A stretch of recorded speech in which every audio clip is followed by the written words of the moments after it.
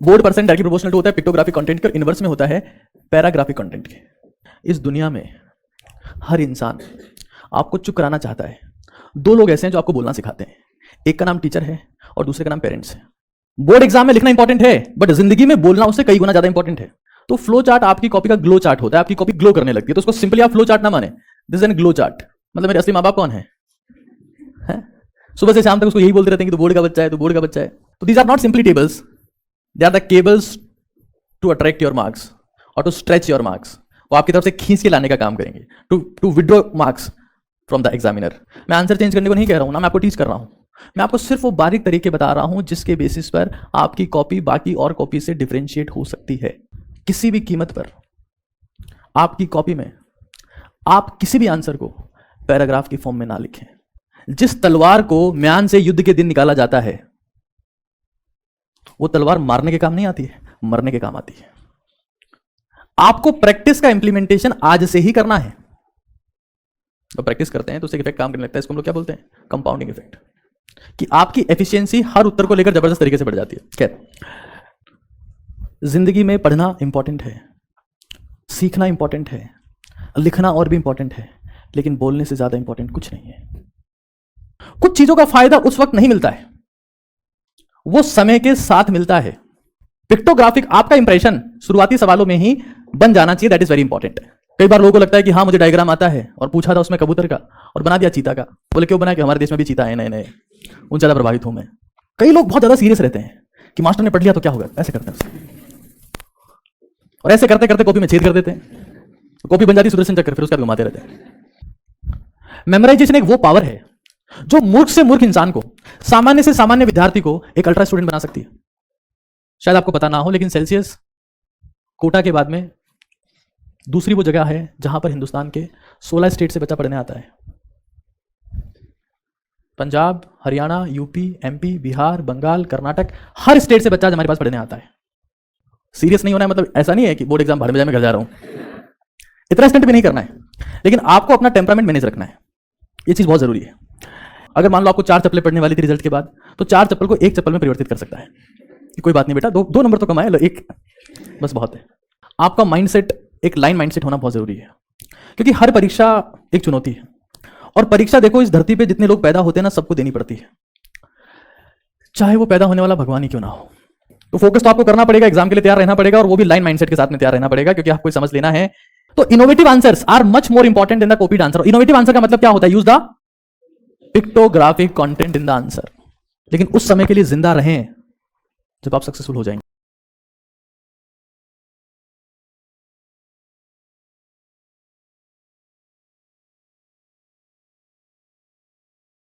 तो सबसे basic formula यह है कि जो आपका बोर्ड स्कोर है या बोर्ड परसेंट है,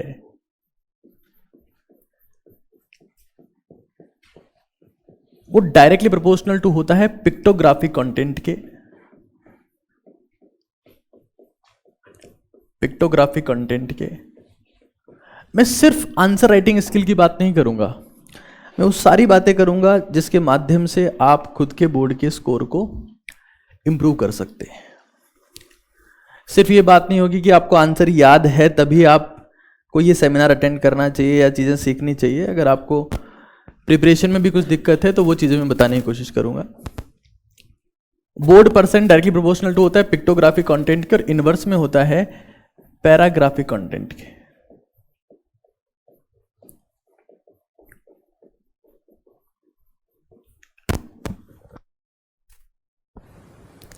कितने लोगों को इसका मतलब समझ में आता है?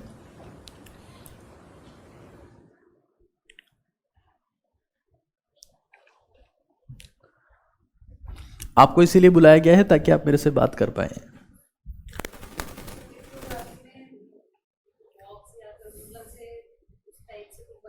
यस यस यस, देखिए जिस तरीके से आपकी किताबें लिखी गई है वो बेसिकली एक पैराग्राफिक कंटेंट है। वहां पर जो भी कंटेंट था वो पैराग्राफ के फॉर्म में लिख दिया गया। लेकिन जब आप आंसर राइटिंग करते हैं, जब आप बोर्ड एग्जाम में आंसर लिख रहे हैं, तो वहां पर आपका गोल ये है कि जो एग्जामिनर है वो आपके आंसर को बहुत इफेक्टिवली और क्विकली रीड कर पाए। आपकी इंफॉर्मेशन उसके पास जितनी जल्दी पहुंचती है उतने ही हाई चांसेस हैं कि आप बेटर स्कोर करेंगे। तो आपकी कॉपी में पैराग्राफिक कंटेंट कम से कम होना चाहिए और पिक्टोग्राफिक कंटेंट ज्यादा से ज्यादा होना चाहिए। लेकिन 99% स्टूडेंट इसका उल्टा करते हैं।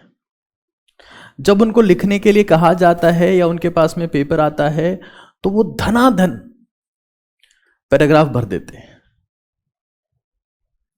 हमें यह समझना है कि हमें खुद की समझ के लिए या खुद के लिए वो नहीं लिखना है, वो किसी दूसरे के लिए लिखना है। और वो इस तरीके से लिखना है कि हमारी बात बड़ी सरलता से जो एग्जामिनर है, जो कॉपी चेक करने वाला है, वहां तक पहुंच जाए।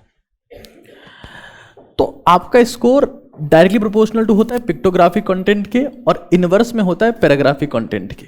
पैराग्राफिक कंटेंट का मतलब है कि आपने सिंपली लाइंस लिख दी, और पिक्टोग्राफिक कंटेंट का मतलब यह है that you are involving certain kind of pictures in your copy. अगर मैं एक बहुत सिंपल सा सवाल आपसे पूछता हूं कि आपकी किताब में या आपके किसी चैप्टर में सबसे ज्यादा संभावनाएं किस चीज को याद रखने की होती है, तो ऑब्वियस सी बात है वो एक फोटोग्राफ होता है। चाहे वो कवर पे हो, चाहे वो चैप्टर के अंदर हो, चाहे कहीं आंसर में हो, जहां पर भी फोटो आती है वो आपको याद रहती है। तो पिक्टोग्राफिक कंटेंट से आपकी कॉपी की एक स्पेसिफिक इमेज बनती है उस एग्जामिनर के सामने, जो आपको अच्छा स्कोर करने में मदद करता है। तो सबसे पहला फॉर्मूला यह है that we have to increase the pictograph. अब पिक्टोग्राफिक कंटेंट का मतलब क्या है वो मैं आपको समझाऊंगा, सिर्फ फॉर्मूला देके नहीं छोड़ रहा हूं। इसका मतलब क्या है वो हम लोग समझते हैं। तो पिक्टोग्राफिक कंटेंट में सबसे पहली चीज आती है फ्लो चार्ट।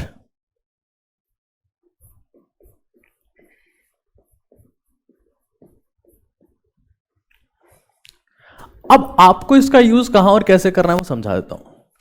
फॉर एग्जाम्पल किसी चीज की डेफिनेशन है, परिभाषा की बात हम लोग कर रहे हैं।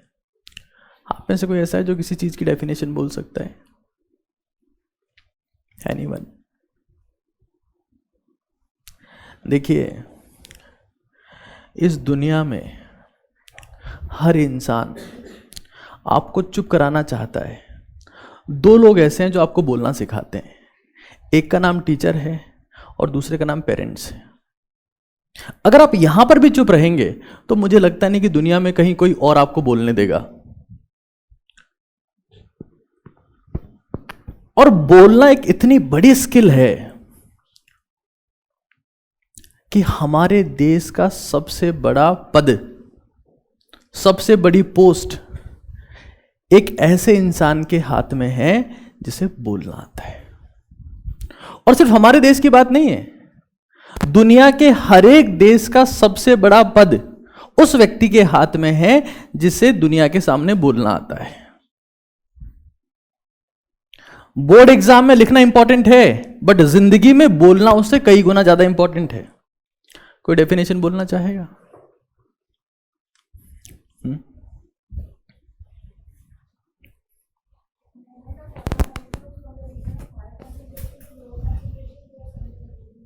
Is known as osmosis. तो ऑस्मोसिस की डेफिनेशन बोलिए। अब नॉर्मली हम लोग डेफिनेशन को कैसे लिख देते हैं? लाइंस में लिख देते हैं, सीधा सीधा हमने एक लाइन लिखा, दूसरा लाइन लिखा और ऑस्मोसिस की डेफिनेशन पूरी होगी। बट आप अगर डेफिनेशन को ऐसे लिखते हैं, वापस बोलिएगा एक बार जो आपने बोला,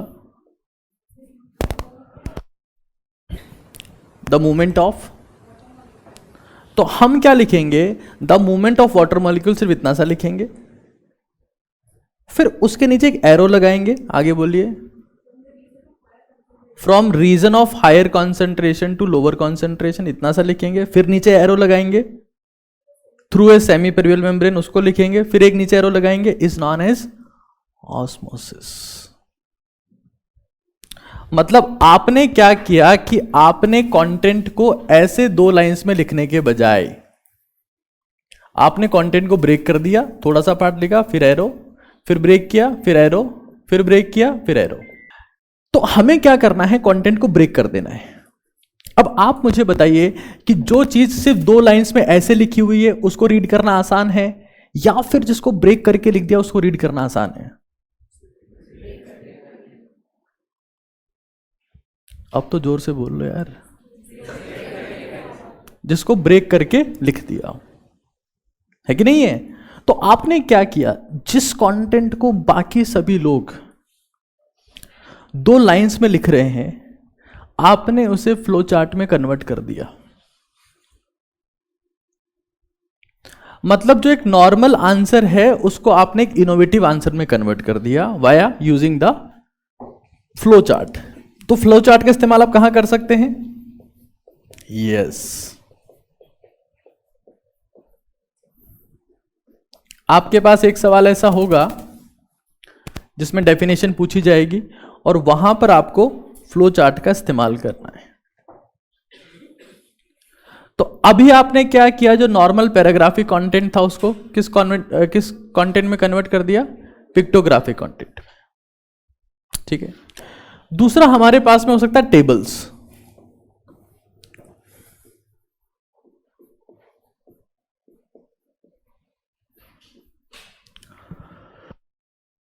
देखिए, फ्लो चार्ट के लिए ऐसा कहा जाता है, रिसेंटली मैं ऑफलाइन फॉर्मेट में, जयपुर में एक इंस्टीट्यूट है, वहाँ पर मैं जो यूपीएससी एस्पिरेंट हैं और जो आरपीएससी एस्पिरेंट है, जो आईएएस और आरएएस के लिए एग्ज़ाम लिखने वाले हैं, उनका एक मेरा सेमिनार था हाफ मार्क के ऊपर। सेमिनार का टाइटल था हाफ मार्क।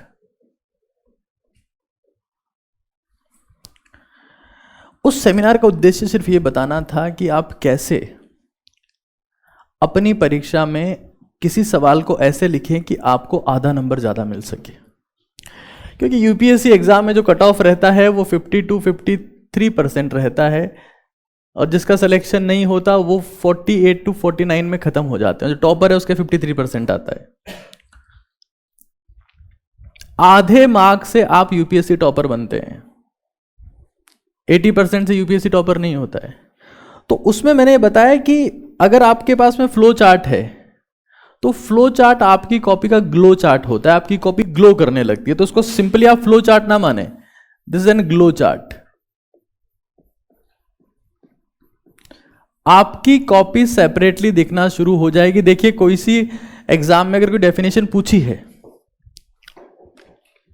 तो सभी लोग उसका आंसर एक जैसे लिखेंगे, क्योंकि पेरेंट्स बच्चे को इतना सीरियस कर देते हैं बोर्ड एग्जाम्स में, ये बोल बोल के कि तू बोर्ड का बच्चा है, तू बोर्ड का बच्चा है, तू बोर्ड का बच्चा है। कई बार बच्चे को लगता है कि मैं, मतलब मेरे असली माँ बाप कौन है? सुबह से शाम तक उसको यही बोलते रहते हैं कि तू बोर्ड का बच्चा है, तू बोर्ड का बच्चा है। तो ही बिकम वेरी सीरियस। तो पढ़ तो सभी लोग लेते हैं, जब सभी लोग पढ़ लेंगे तो आंसर लगभग एक जैसा ही लिखेंगे। तो आप कैसे डिफरेंशिएट कर रहे हो? कई बार आपको लगता है कि यार मैं बहुत अच्छे से पढ़ा था, मैंने जवाब भी लिखे थे, बट मेरे नंबर नहीं आए, because you are lacking the answer writing skills, and that is a very important one. जहां तक टेबल्स की बात है, तो these are not simply tables, they are the cables to attract your marks और टू स्ट्रेच योर मार्क्स। वो आपकी तरफ से खींच के लाने का काम करेंगे, to withdraw marks from the examiner. They are not the tables, they are cables. और tables का यूज आप कहां पर करेंगे? Yes, differentiate करने में कंटेंट को।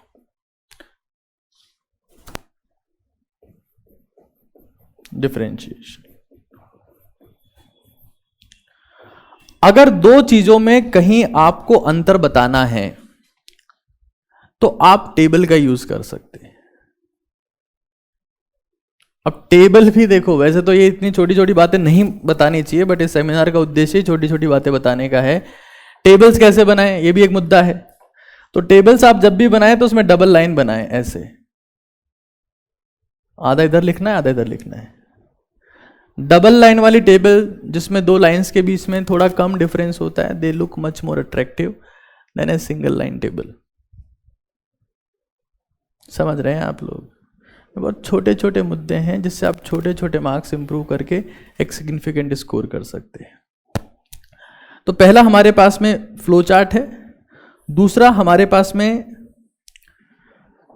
टेबल्स हैं, थर्ड हम लोग बात करते हैं various shapes.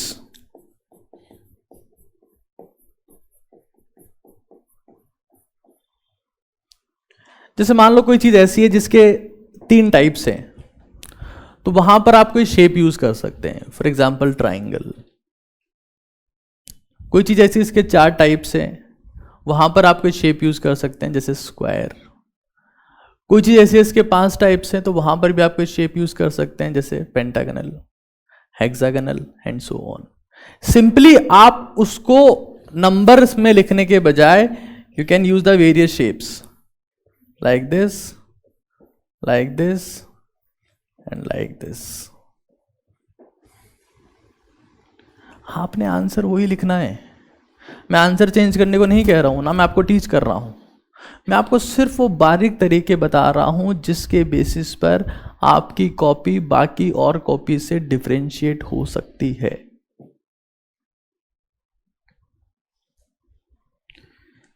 Shapes are very important. जैसे मान लो कोई ऐसी चीज है, कोई ऐसी चीज आप लोग बता सकते हैं जिसके 3 टाइप्स हैं। कोई ऐसी चीज आप बता सकते हैं जिसके 3 टाइप्स हैं, कोई भी ऐसी चीज।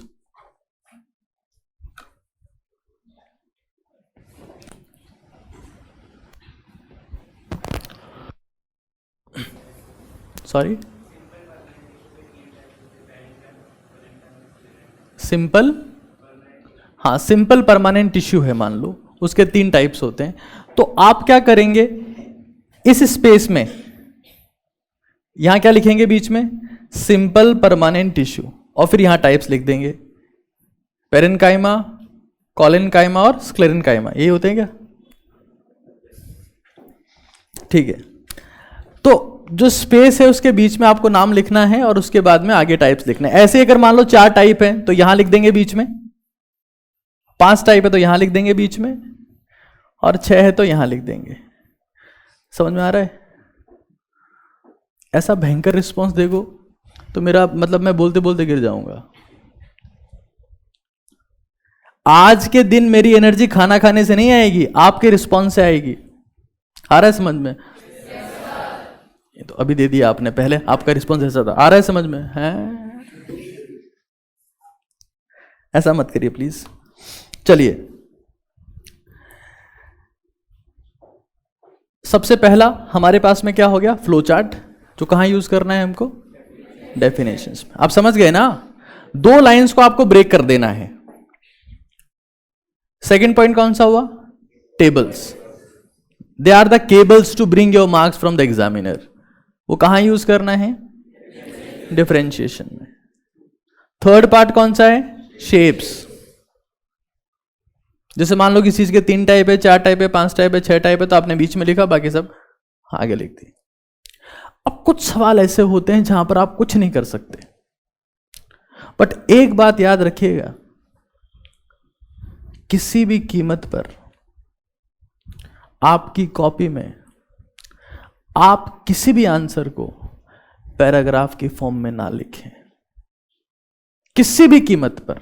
हाँ, अगर वो लैंग्वेज का पेपर है तो लैंग्वेज तो ऑब्वियस सी बात है पैराग्राफ में लिखी जाती है। लैंग्वेज के अलावा किसी भी सब्जेक्ट में अगर आप पैराग्राफ लिखते हैं तो आप मार्क्स लाने का जुगाड़ नहीं कर रहे हैं, मार्क्स खोने का जुगाड़ कर रहे हैं। फिर आपको लग गया कि कोई ऐसा सवाल आपके एग्जाम में आ गया जिसमें ना फ्लो चार्ट यूज हो रहा है, ना टेबल्स यूज हो रही है, ना शेप्स यूज हो रही है, तो एक नया गेम आता है, that is known as bullet points. और वो कई प्रकार के हो सकते हैं। उसमें आप सिंपली ऐसा पॉइंट यूज कर सकते हैं, सिंपली ये दुनिया में जो आजकल प्रचलन है हैशटैग वाला, युवा लोग इसे बहुत अच्छे से जानते हैं। Hashtag eating pizza, hashtag spicy, hashtag मिर्ची थोड़ी ज़्यादा लग रही है, कई चीज़ें हो जाती है आजकल उसमें। पिज्जा खा रहे हैं, तिकोना दिख रहा है, कई प्रकार की चीज़ें हैं उसमें, आजकल वो हैशटैग की फॉर्म में रिप्रेजेंट होती है। तो नंबर ना लिखें, पैराग्राफ ना लिखें, आप बुलेट पॉइंट्स यूज़ करते हैं, ये यूज़ कर सकते हैं, उसके अलावा स्टार यूज़ कर सकते हैं, उसके अलावा एरो यूज़ कर सकते हैं, उसके अलावा स्टार एरो यूज़ कर सकते हैं, और सिंपली कई बार शेप्स भी छोटे छोटे, बड़े बड़े नहीं।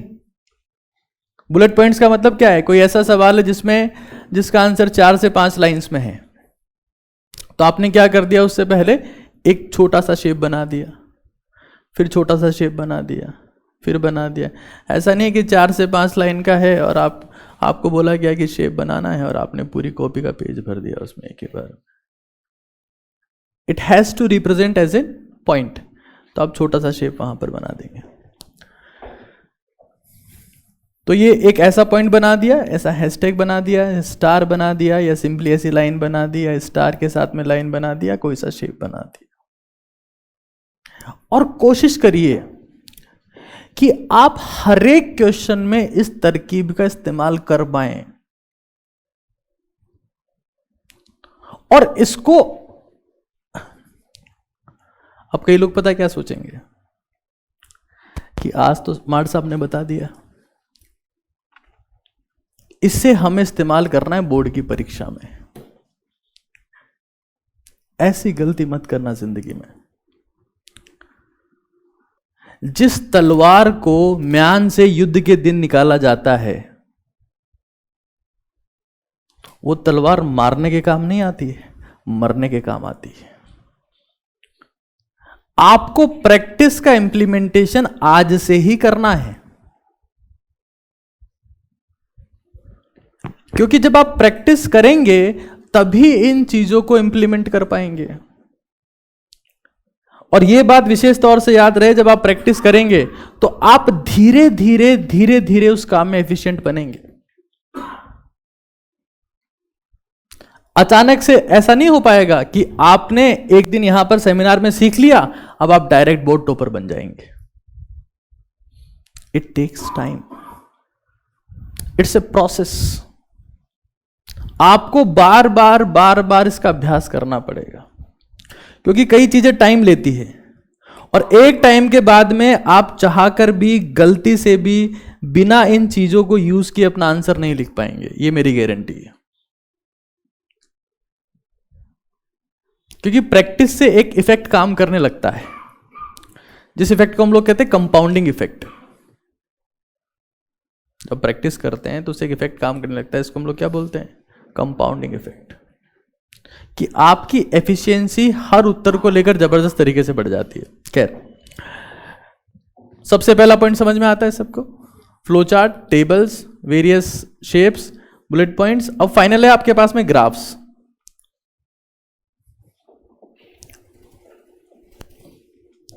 ग्राफ्स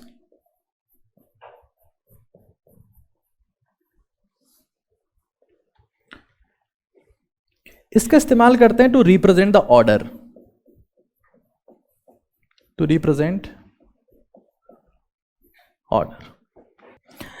जैसे मान लीजिए मैं एक सिंपली आपके पास में एक बेसिक ऑर्डर की बात करता हूं। जब भी आप लोग बोलना शुरू करें ना, तो पहला नियम आपके दिमाग में ये होना चाहिए कि ये आप जान ले कि किसी को कुछ नहीं आता है, सम्मान सबका करना है। लेकिन अगर आपने ये मान लिया मन में कि हाँ सब धुरंधर है मेरे अलावा, तो आप जीरो हो जाएंगे। जिंदगी में पढ़ना इंपॉर्टेंट है, सीखना इंपॉर्टेंट है, लिखना और भी इंपॉर्टेंट है, लेकिन बोलने से ज्यादा इंपॉर्टेंट कुछ नहीं है।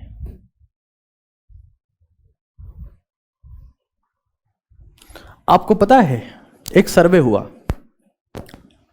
और उसमें ये पूछा गया कि सर्च करके बताओ कि इस दुनिया में लोगों को डर सबसे ज्यादा किस चीज से लगता है।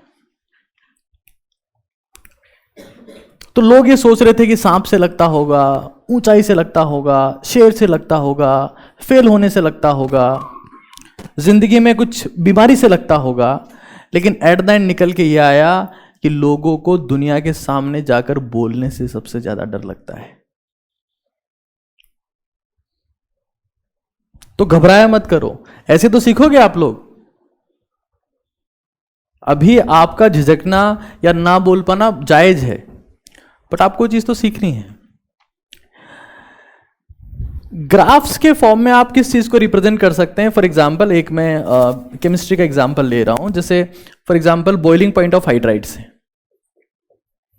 बॉइलिंग पॉइंट ऑफ हाइड्राइड 10वीं क्लास के बच्चों के ऊपर से जाएगा ना, ये घबराना मत आप लोग। 16 ग्रुप के हाइड्राइड से उनका बॉइलिंग पॉइंट का ऑर्डर ये होता है। बारी वाले बोल रहे हमारे ऊपर से गया है।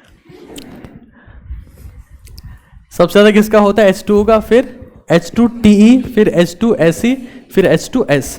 अब आप या तो इसको ऐसे लिख दें, आपके एग्जाम में सवाल आ गया, तो आपने या तो इस ऑर्डर को सिंपली इस तरीके से रिप्रेजेंट कर दिया, या फिर आपने क्या किया, आपने इसका ऑर्डर कुछ इस तरीके से रिप्रेजेंट किया। सबसे ज्यादा H2O यहां पर,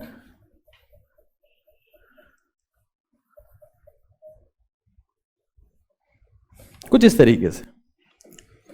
यहां आपने लिख दिया ये H2O है, उसके बाद में ये H2S है, ये H2SE है, और ये H2T है। और लेफ्ट से राइट साइड में मॉलिक्यूलर मास बढ़ रहा है, और इस एक्सिस पर molecular mass, sorry boiling point, Y axis पर बॉइलिंग पॉइंट है और एक्स पर मॉलिक्यूलर मास। तो आंसर एट द एंड, जैसे मान लेते हैं ये सवाल आपके एग्जाम में 1 नंबर का आया, ठीक है ना? कितने नंबर का आया? आधे नंबर का मान लेते हैं। अगर किसी ने आंसर ये लिखा, आधे नंबर का सवाल है, ऑर्डर तो सही है, कितना नंबर मिलेगा उसे? आधा मिलेगा। अच्छा ये बना दिया तब कितना मिलेगा? कोई डिफरेंस नहीं आया। लेकिन अगले क्वेश्चन में एग्जामिनर के दिमाग में किसके लिए इंप्रेशन अच्छा गया? आगे फायदा मिलेगा। कुछ चीजों का फायदा उस वक्त नहीं मिलता है, वो समय के साथ मिलता है। नरेंद्र मोदी आरएसएस के कार्यकर्ता थे। 50 साल की उम्र तक वो इंसान पार्षद भी नहीं था। 50 साल की उम्र वो होती है जब 99% दुनिया सरेंडर कर चुकी होती है कि अब हमारा कुछ नहीं होगा, लेकिन काम करते रहे, काम करते रहे, काम करते रहे। मुझे आप किसी फॉर्मेट में भाजपा समर्थक नहीं माने, कांग्रेस समर्थक भी नहीं माने, मैं न्यूट्रल पॉइंट से अपने विचार रख रहा हूं। ऐसे मत मानेगा कि मैं आपको जाते समय भी कमल का फूल दे दूंगा सबको कि अब की बार मोदी सरकार फिर से। 50 साल तक वो इंसान पार्षद भी नहीं था। 50 साल की उम्र में वो इंसान सीधा सीएम बनता है, फिर सीएम बनता है, फिर सीएम बनता है, फिर पीएम बनता है, फिर पीएम बनता है, और आज एक ऐसी स्टेटस पर है कि वो अगर किसी स्टेट में जाके बोल दे कि मेरा आदमी है, इसको सीएम बनाना है, तो वहां की जनता उसकी बात को नकारती नहीं है। एक वक्त 2002 में गोधरा कांड के बाद में अटल बिहारी वाजपेयी चाहते थे कि मोदी को हम लोग हटा दें क्योंकि ये हमारे गुजरात में माहौल खराब कर रहा है। खुद के सीएम बनने के फोड़े थे। आज वो अपनी बात को एक बार किसी स्टेट में जाकर बोलता है तो उसके नाम से आदमी सीएम बन जाता है। This is known as compounding. ये कंपाउंडिंग मैं आपको बता रहा हूं कि आपने आंसर लिख दिया, आधे नंबर का था। जो आंसर आपने लिखा वही आंसर बाकी सबने लिखा, लेकिन आपका वे ऑफ प्रेजेंटेशन क्या था? थोड़ा सा डिफरेंट था। ठीक है, तो उस प्रेजेंटेशन, अब देखिए म्यूजिक बीच में आता है तो कितना अच्छा लगता है?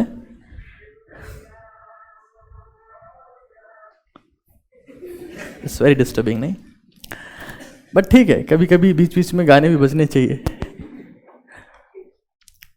तो आपके पास में आधे नंबर का सवाल है, लेकिन आपका प्रेजेंटेशन का तरीका बहुत ज्यादा डिफरेंस पैदा कर देता है आने वाले सवालों के लिए, क्योंकि आपका इंप्रेशन बहुत ज्यादा मैटर करता है। बात समझ रहे हैं आप लोग?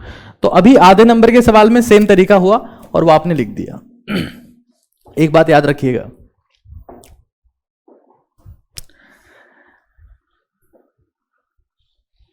जब आपकी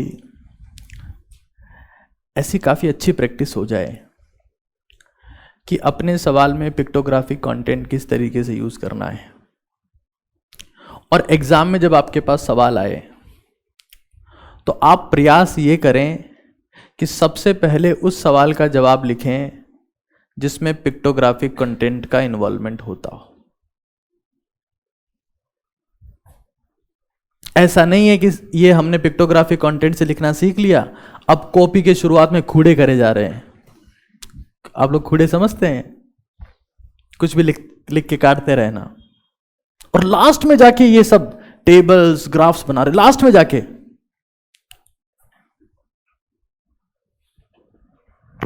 तो एक कहावत है ना कि अब पछताए होत क्या जब चिड़िया ले गई खेत। चुगना उगना तो शुरू वाले 2-3 सवालों में हो जाएगा, आप आखिर में जाके काम कर रहे हो तो खेती गायब हो गया, अब कुछ नहीं हो सकता है। पिक्टोग्राफिक आपका इंप्रेशन शुरुआती सवालों में ही बन जाना चाहिए, दैट इज वेरी इंपॉर्टेंट। और फाइनल चीज है डायग्राम्स।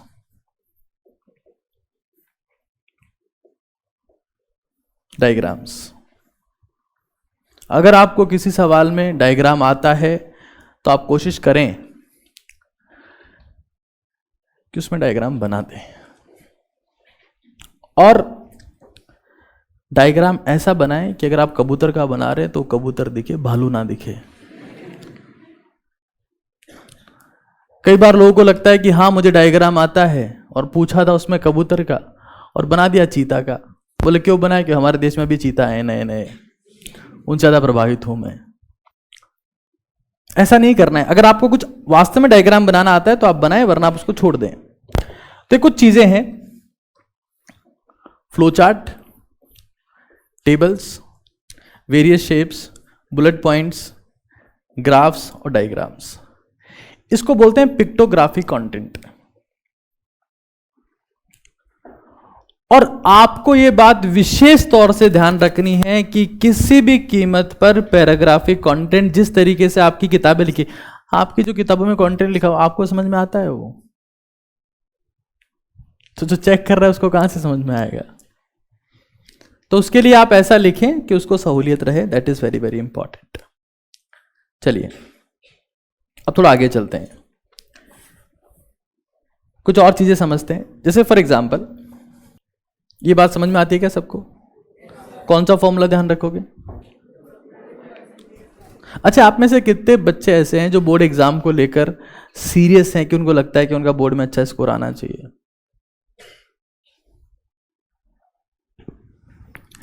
देखिए, बोर्ड में अच्छा स्कोर जरूरी नहीं है। ऐसा नहीं है कि अगर आपका बोर्ड में स्कोर बेकार आ गया तो आपकी जिंदगी खराब हो गई, ऐसा नहीं है। बट महत्वपूर्ण है। इट्स नॉट एसेंशियल, जरूरी नहीं है, but it makes a difference. किसी भी बच्चे का अगर बोर्ड में स्कोर अच्छा आता है तो उसको अपने ऊपर एक कॉन्फिडेंस आता है कि यार मैं मेरी जिंदगी में कुछ ढंग का करने लायक हूं। उसका एक सेल्फ कॉन्फिडेंस आता है, और वो सेल्फ कॉन्फिडेंस उसको आगे आने वाले एग्जाम्स में हेल्प करता है। एक बात तो मैंने आपको बता दी है कि आपका स्कोर पिक्टोग्राफिक कंटेंट के डायरेक्टली प्रोपोर्शनल है, पैराग्राफिक के इनवर्स में है। कुछ माइनर मिस्टेक्स हैं जो एक बोर्ड एस्पिरेंट करता है, वो भी मैं बता देता हूं। और फाइनली मैं बात करूंगा कि आपको कैसे तैयारी करनी है उसके ऊपर।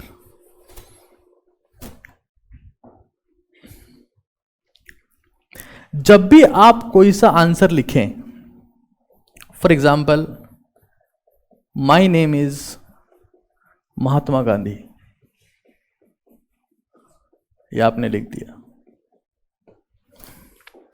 अब चूंकि आपका नाम महात्मा गांधी नहीं है, लेकिन आपने रात को एक ऐसे याद किया था मोहनदास करमचंद गांधी पे, तो आपने गलती से लिख दिया, आपके दिमाग में सेट है, तो भी गलती हो गई।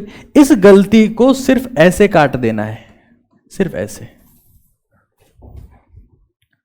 कई लोग बहुत ज्यादा सीरियस रहते हैं कि मास्टर ने पढ़ लिया तो क्या होगा, ऐसे करते हैं। और ऐसे करते करते कॉपी में छेद कर देते हैं, कॉपी बन जाती सुदर्शन चक्र, फिर उसके बाद घुमाते रहते हैं। तो आपसे अगर गलती हो गई है तो आप सिंपल एक कट लगा दें।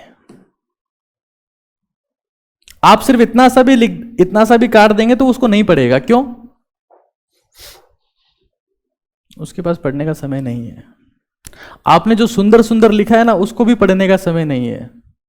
तो जहां आपने कबाड़ा किया है उसको पढ़े, इस बात की संभावना लगभग 0 है। क्योंकि वैसे बोलना नहीं चाहिए,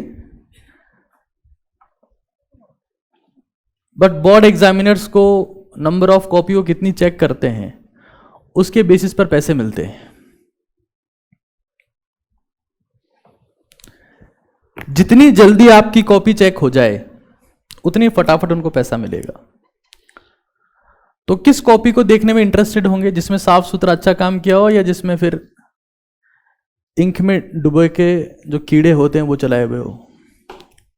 साफ सुथरा काम किया हो, जिसमें पिक्टोग्राफिक कंटेंट हो, जिसमें ग्राफिकल प्रेजेंटेशन हो, फ्लो चार्ट हो, टेबल्स हो, ये सब चीजें हो। तो अगर आपसे गलती हो जाती है उसको सिंपली काट दें। एग्जाम से पहले दिन, या बोल सकते हैं जस्ट बिफोर एग्जाम,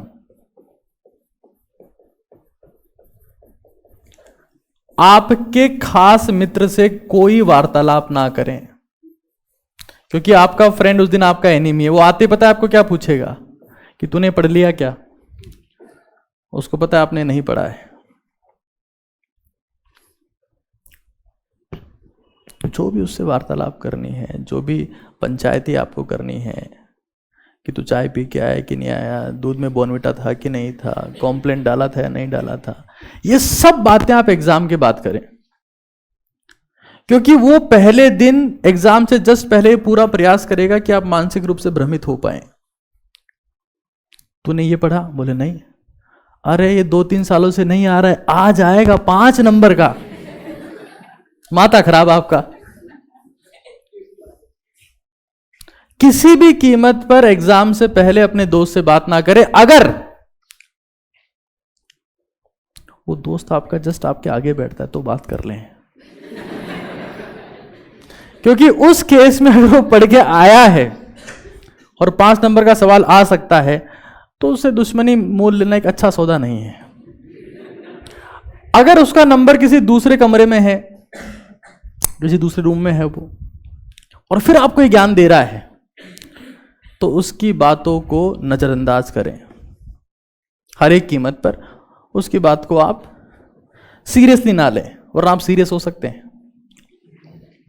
और दुनिया में सीरियस लोगों की जगह नहीं है। अस्पताल में डॉक्टर ने बोल दिया सीरियस है,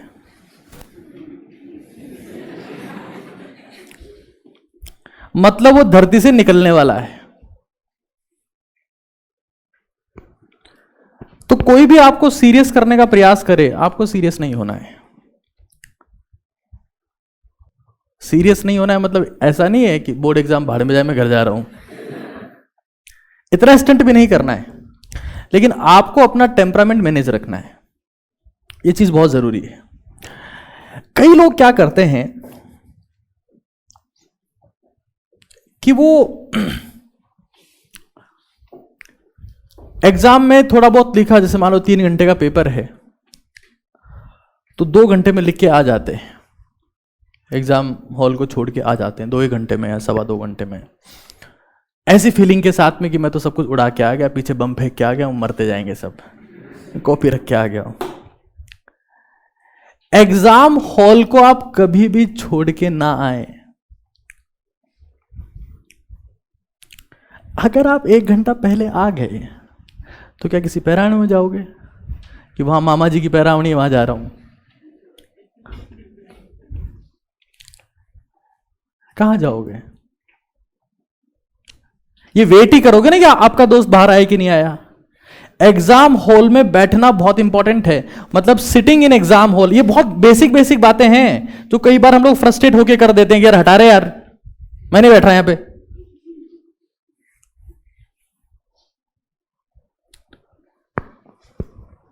कई ऐसे सवाल होते हैं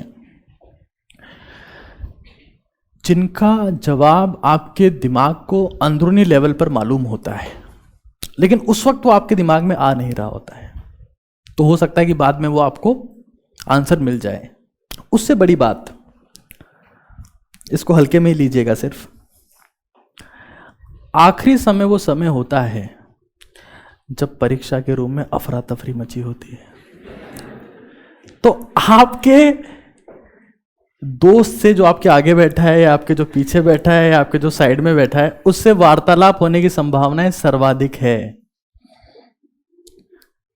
तो आखिरी समय तक डटे रहें, ये बहुत जरूरी है।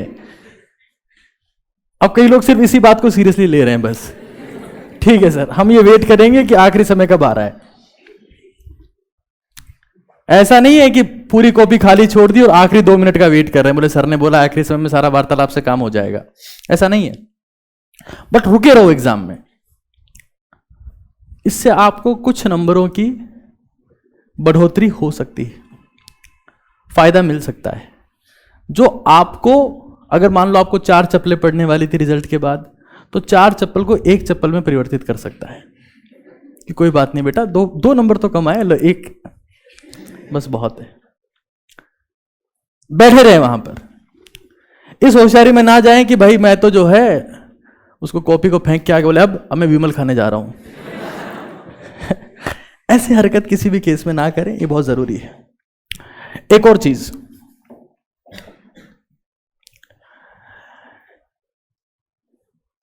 ये बात आप लोग समझ लें कि जो डॉग माइंडसेट है, मैं हमेशा इस मुद्दे की बात करता हूं, चाहे मैं किसी भी पॉइंट के ऊपर सेमिनार दे रहा हूं,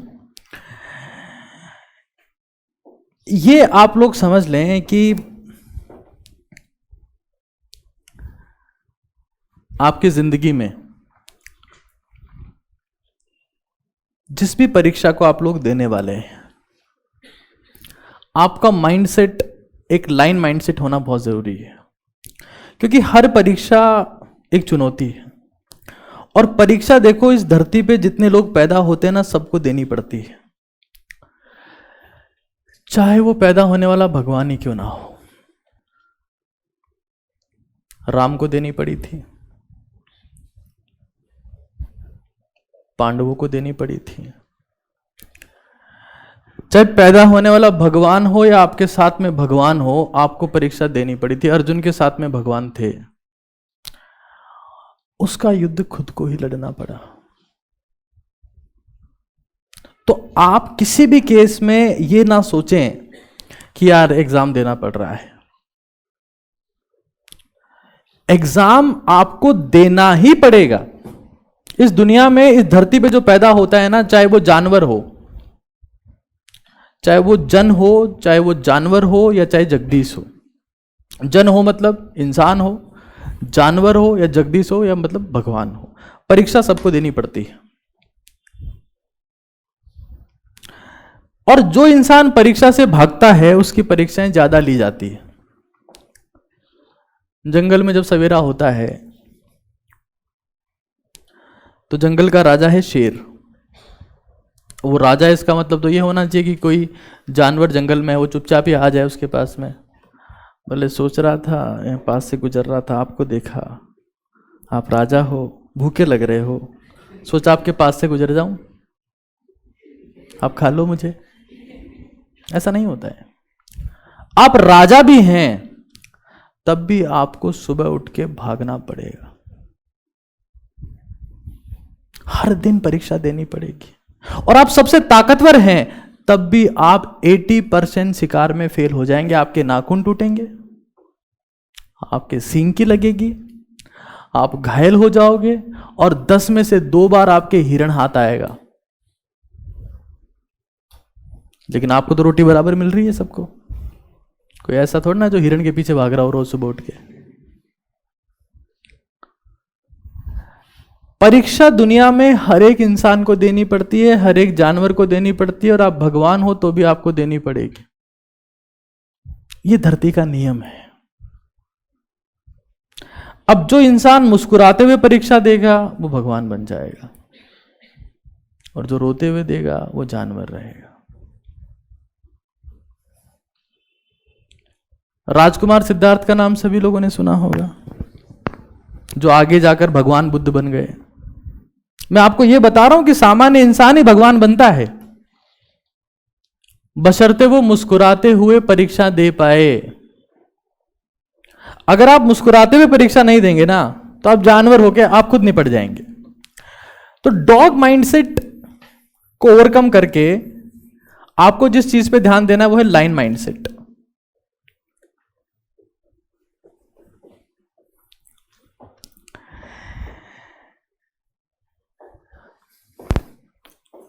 कितने लोगों ने अपनी जिंदगी में गलती से शेर को शिकार करते हुए देखा है? टीवी में देखा होगा। कभी आपने देखा है जब शेर शिकार कर रहा होता है तो उसके पास में से कई बार हिरण बहुत तेजी से निकल जाता है, वो उसके ऊपर ध्यान नहीं देता। वो कहां ध्यान देता है? जहां उसका ध्यान है कि मैं इसका शिकार करूंगा।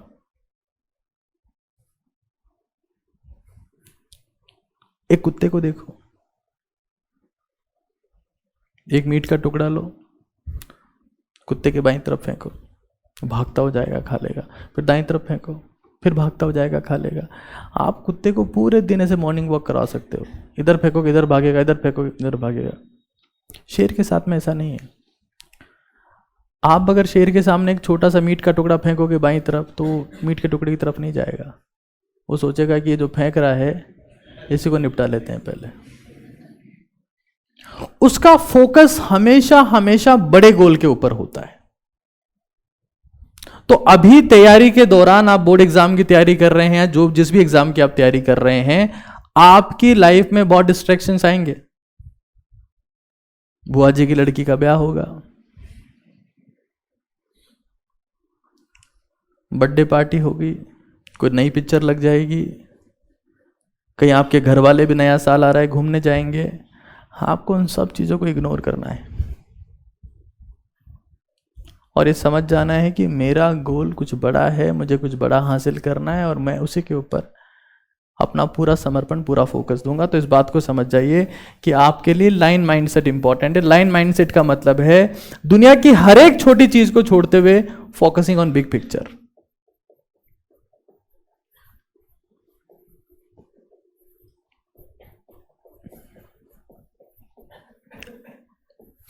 पता है इस दुनिया में दो टाइप के लोग हैं। एक वो जिनका जन्मदिन मनाया जाता है और दूसरे वो जिनकी जयंती मनाई जाती है।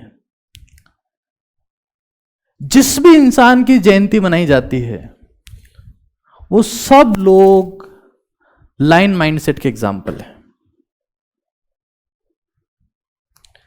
ये बात आपके दिमाग में सेट रहे। और ऐसा नहीं है कि अब वो लोग पैदा होना बंद हो गए जिनकी जयंतियां मनाई जाती थी या मनाई जाएगी। वो लोग हमेशा पैदा होते रहेंगे। जिनका जन्मदिन बनता है और जिनकी जयंती बनती है, उनमें डिफरेंस सिर्फ फोकस का होता है। तो ये आपका डिसीजन है कि आपको हड्डे बड्डे पे कूदते रहना है मोमबत्तियां बुझा के, या बड़े गोल के ऊपर ध्यान देना है। That is purely your choice. तो फोकस तो आपको करना पड़ेगा, एग्जाम के लिए तैयार रहना पड़ेगा, और वो भी लाइन माइंडसेट के साथ में तैयार रहना पड़ेगा। क्योंकि आपको समझ लेना है कि जन्म और जयंती में, जन्मदिन और जयंती में सिर्फ फोकस का डिफरेंस होता है और वो फोकस हमारे हाथ में होता है। खैर, आगे चलते हैं थोड़ा सा।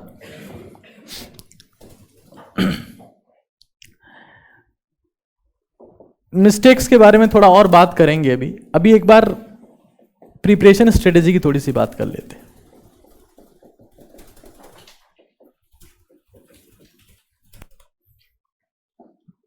कि आपको रिसोर्सेज कौन से रखने हैं या फिर कौन सा कंटेंट पढ़ना है, देखना है।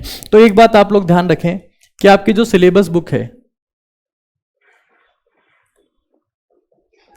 ये किसी भी रेफरेंस बुक से कई गुना ज्यादा महत्वपूर्ण है। बोर्ड एग्जाम में बच्चा क्या करता है, वो ये सोचता है कि मैं इस राइटर की किताब लिया हूं या उस राइटर की किताब लिया हूं। आपको ऐसा नहीं करना है। आपको बोर्ड एग्जाम के लिए सिर्फ और सिर्फ एनसीईआरटी के ऊपर ध्यान देना है। 99% सवाल जो एनसीईआरटी के पीछे लिखे होते हैं वही आते हैं। तो रेफरेंस बुक्स जो भी आती है, कौन कौन सी रेफरेंस बुक्स आती है 10th वाले बच्चों के लिए? एक जना जोर से बोलिए। हाँ, ओसवाल। हाँ, तो ये ओसवाल, मोतीलाल, रामलाल जो भी है, आपको सिर्फ एनसीईआरटी पे ध्यान देना है और उसको मल्टीपल टाइम्स पढ़ना है। रेफरेंस बुक को अवॉइड करिए। आप सिलेबस बुक का सीधा मतलब है एनसीईआरटी। आप इसके ऊपर अगर ध्यान देंगे तो आप देख पाएंगे कि आप एक ही चीज पर ध्यान दे रहे हैं, एक ही चीज के ऊपर फोकस कर रहे हैं और इसी को मल्टीपल रिवाइज करना है आपको। एक और बात,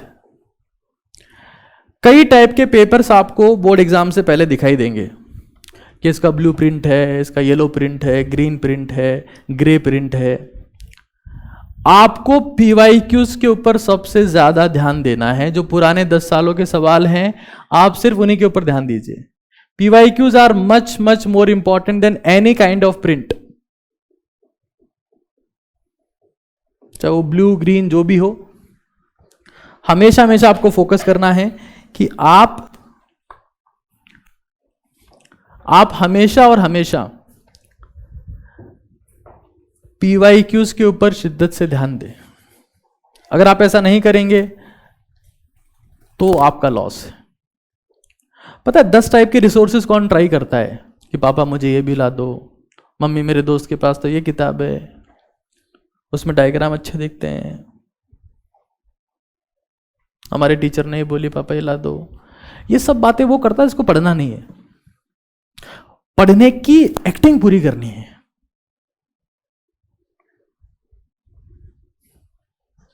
आपको मैंने बोला था, आप लाए ही नहीं। ले आते तो 90% लेके आता कुत्ता। ऐसा कुछ नहीं करना है। आपको लाइब्रेरियन नहीं बनना है। एग्जाम की तैयारी के प्रोसेस में लाइब्रेरियन बनना आम बात है कि आप एक सब्जेक्ट की 10 किताब लिया है, 20 किताब लिया है। लाइब्रेरियन बनने का प्रयास मत करिए, क्योंकि स्कूल में आपके लाइब्रेरियन है और उसकी एक ही पोस्ट है। अब आपको दूसरा नहीं बनना है। तो पीवाईक्यूज के ऊपर आपको फोकस करना है, किसी और प्रिंट पे आपको ध्यान नहीं देना है। इस बात का विशेष तौर से आपको ध्यान रखें। एक और चीज,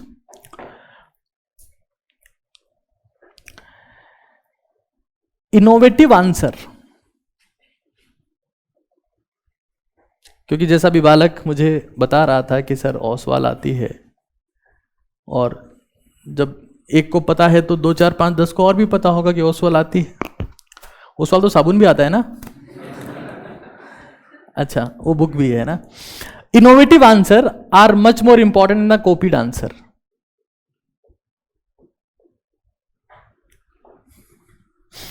अब मान लो सभी श्यामलाल के पास में ओसवाल है और एग्जामिनर के पास में भी ओसवाल है। आपने उत्तर लिख दिया, उसके दिमाग में आप बताना मुझे, मान लो आप एग्जामिनर हो और आप किसी एक स्टूडेंट का आंसर चेक कर रहे हो और आपने आंसर पढ़ते ही बोल दिया कि ये इस किताब से लिखा हुआ है। आपके मन में उसके लिए इज्जत बढ़ेगी, कम हो जाएगी?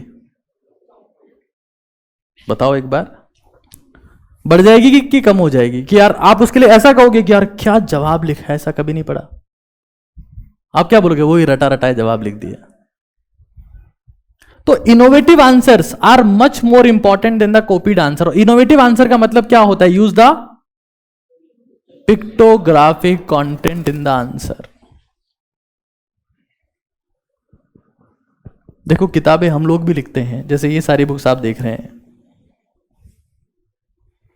चिराग एक बार मेरे टेबल पे एक वो अफसर वाली बुक पड़ी, वो लेके आओ एक बार।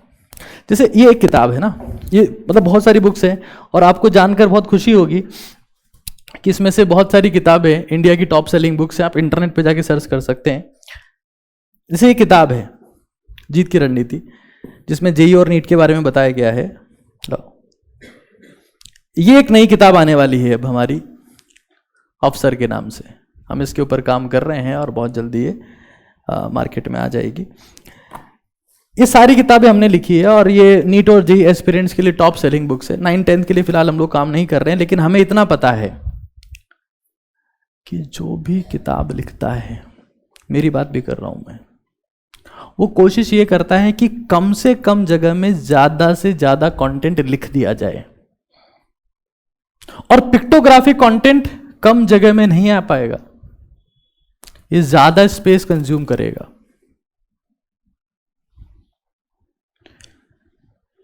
पिक्टोग्राफिक कंटेंट से एक एग्जामिनर ने आपकी कॉपी चेक करने में कितना समय लिया, वो समय कम हो जाता है। और एक एग्जामिनर को कॉपी चेक करने में जितना कम समय लगेगा उतने ही ज्यादा मार्क्स आपको मिलेंगे। तो कॉपीड आंसर से संभव नहीं है।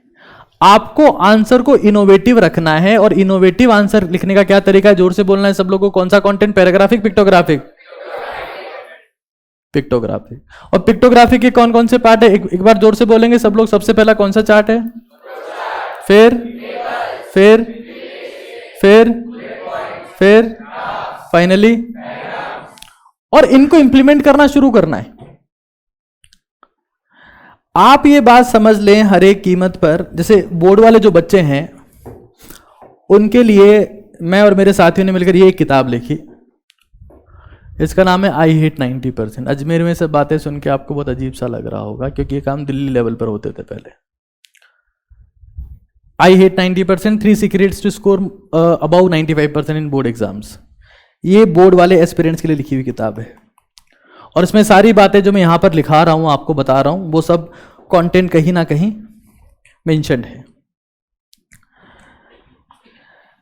आपको ये समझ लेना है कि इनोवेटिव आंसर से ही आपको अच्छे मार्क्स मिलेंगे। एक और बात समझ लीजिए आप लोग, कॉपी डेकोरेशन। मैं सिर्फ एक ही पॉइंट के इर्द गिर्द सारी बातें बता रहा हूं, is equally important to answer explanation.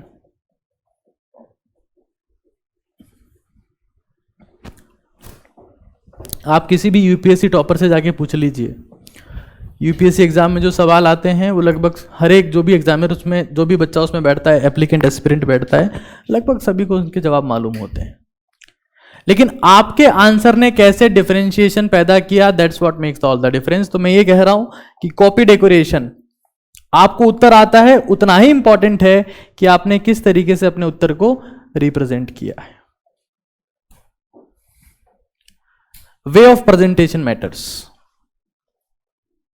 एक बहुत बेसिक एग्जांपल है, आप किसी थड़ी पे जाते हो, चाय पीते हो, कितने की मिलती है? 10 रुपए की। चाय वही है, प्रेजेंटेशन थोड़ा अजीब सा है। लो पी ले, थड़ी से आप हट गए, आप किसी ढाबे पे गए, तो हो सकता है वो छोटी सी प्लेट में लाके आपको चाय दे दे। अब आप मान लो किसी एक रेस्टोरेंट में गए, तो हो सकता है थोड़े और अच्छे तरीके से चाय लाके, चाय वही है, दूध वही है, चाय पत्ती वही है, पानी वही है, वे ऑफ प्रेजेंटेशन चेंज हो रहा है। 10 की चाय रेस्टोरेंट तक पहुंचते पहुंचते 40 रुपए की हो गई है। अब आप किसी 3 स्टार होटल में जाते हैं, चाय वही है, पत्ती वही है, इलायची वही है, दूध वही है, अदरक सब कुछ वही है, वो 70-80 रुपए, 100 रुपए तक की हो जाएगी। किसी 5 स्टार होटल तक पहुंचते पहुंचते वही चाय आपको 400 रुपए की मिलती है। क्यों? क्योंकि वे ऑफ प्रेजेंटेशन चेंज हो गया। वो चाय लेके आएगा स्टाइल में, सर 2-3 बिस्किट साथ में लेके आएगा, चीनी घोलने का सामान अलग से लेके आएगा, घोल के नहीं लाएगा वो। हाँ, आप हो सकता है क्योंकि 5 स्टार होटल में जा रहे हैं तो डायबिटीज तो होगी ही होगी, ये सेल्फ अंडरस्टूड होता है। तो कई जुगाड़ वो पहले से करके ले। अब प्रेजेंटेशन चेंज हुआ है, अब थड़ी वाला ये कह सकता है कि मैंने भी तो चाय दी थी, मेरे को 10 रुपए क्यों? उसने भी तो चाय दी, उसको 400 रुपए क्यों? प्रेजेंटेशन। अब आप एग्जामिनर से जाके ये नहीं बोल सकते कि मैंने भी उत्तर वही लिखा था, ये हमारे पड़ोसी ने भी उत्तर वही लिखा था, इसको आपने 5 नंबर दिया, मेरे को 1 क्यों दिया? कंटेंट तो सेम है, दूध है, चीनी है, चाय है, पानी है, इलायची है, अदरक है, सब है, फिर नंबर क्यों कम दिया? प्रेजेंटेशन। वो प्रेजेंटेशन मैं आपको सिखा रहा हूं कि प्रेजेंटेशन का बहुत बड़ा खेल है दुनिया में। आप 30 से पानी मांगते हो, गिलास लाके दे देगा, P low P low. Restaurant में जाओगे, होटल में जाओगे, 5 स्टार में जाओगे, एयरपोर्ट पे जाओगे, सबसे महंगा पानी एयरपोर्ट पे मिलता है। पानी वो का वही रहेगा, दाम चेंज हो जाएगा, क्योंकि वे ऑफ प्रेजेंटेशन कहीं ना कहीं थोड़ा सा डिफरेंट होता है। तो आप इस बात को समझ जाइए कि आपकी कॉपी डेकोरेशन आंसर एक्सप्लेनेशन के बराबर ही इंपॉर्टेंट है। इस बात को आप विशेष तौर से ध्यान रखिएगा। एक और बात,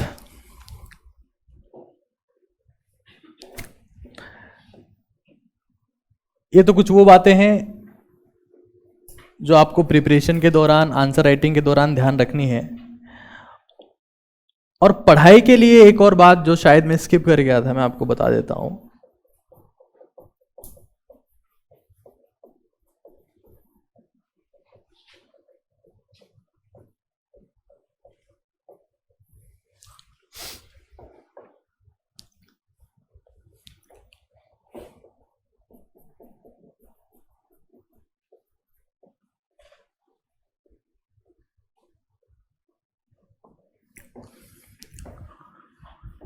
पढ़ाई में बहुत ज्यादा जरूरी यह है आप कितने घंटे पढ़ते हैं, एक बहुत सेकेंडरी चीज है। क्योंकि हमेशा जब भी पढ़ने की बात की जाती है, हमेशा घंटों की बात की जाती है कि मैं 8 घंटे पढ़ता हूं, आज मैंने टाइम टेबल बनाया। बोले कैसा बनाया? बोले 15 घंटे पढ़ने का। 3 दिन बाद ध्यान चला वही 15 घंटे लिखने वाला टाइम टेबल जो बच्चा है वो साथ नहीं बना, साथिया देख रहा है।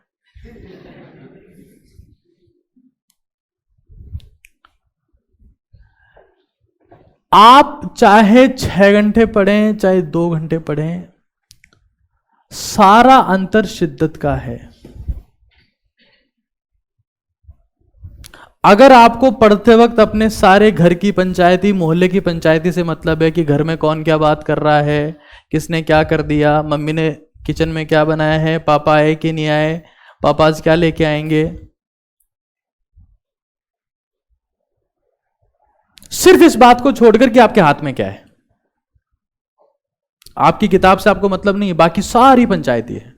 तो आपको समझना पड़ेगा कि इन हालात में अगर आप 6 घंटे भी पढ़ते हैं, मान लेते कि आपका फोकस जमाने भर की जगह पर है और उसके बाद में आप 6 घंटे भी पढ़ते हैं, तो वो 6 घंटे किसी काम के नहीं है। आप शिद्दत से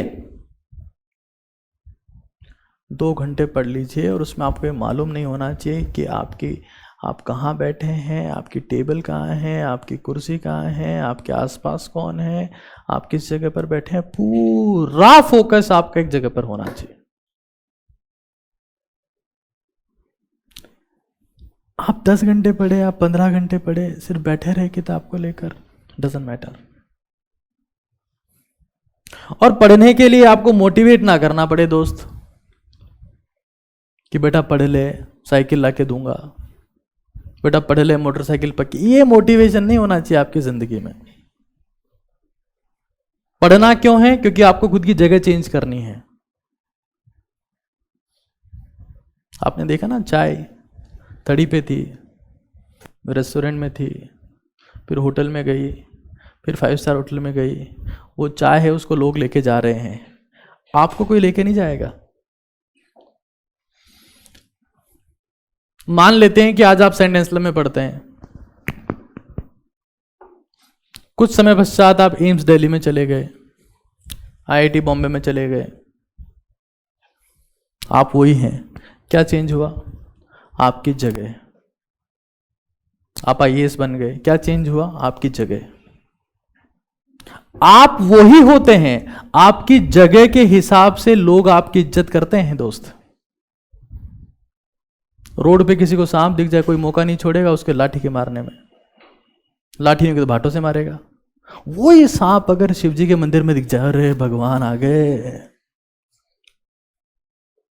We always used to respect the location and the position of the people, not the people.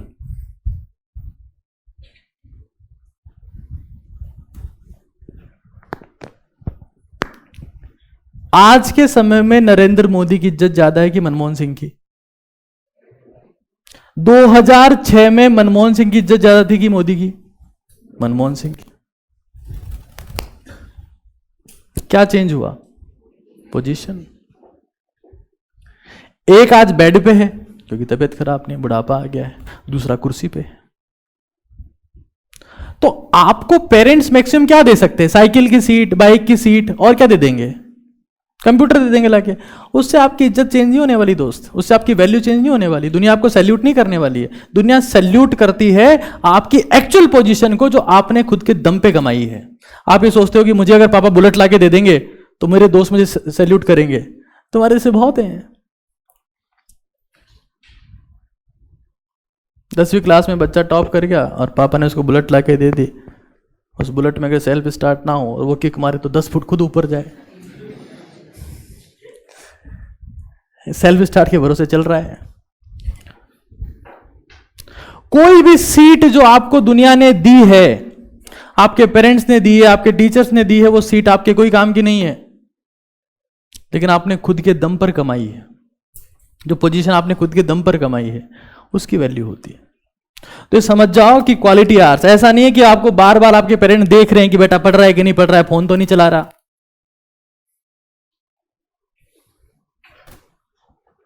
ये अच्छी बात नहीं है। मोबाइल फोन के ऊपर मैंने एक पूरा सेपरेट सेमिनार लिया है। सेक्सुअल एनर्जी के ऊपर मैंने एक पूरा सेपरेट सेमिनार लिया है। एक सन्यास के ऊपर मेरा रिसेंट कुछ समय में एक सेमिनार होने वाला है। आप चाहें तो हमारे YouTube के थ्रू उसको एक्सेस कर सकते हैं। आप यहाँ के लोगों के कांटेक्ट में आप उनको भी बोल सकते हैं कि मोबाइल के ऊपर हमें एक सेमिनार भेजो, एंड यू विल सी कितने इनोवेटिव तरीके हैं उसमें जिससे आप उन सब चीजों से डिस्कनेक्ट हो सकते हैं। बट ये समझ लो कि आप जब पढ़ रहे हो तो आपको देखने की जरूरत ना पड़े कि हमारा बेटा हमारी बेटी पढ़ रही है कि नहीं पढ़ रही है।